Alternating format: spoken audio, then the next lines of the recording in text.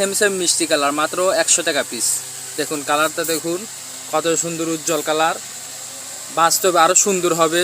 দেখুন দেখুন আর একটা সুন্দর, এটা হচ্ছে আপনার কসুরি প্রাণা কালারের ফুলের কালার, অনেক সুন্দর একটা নকশা, পিওর সুতি হবে, এটা ডিজিটাল সুতি কাপড়। আমাদের কাছে শুধুমাত্র 100 টাকা 100 টাকা 100 টাকা।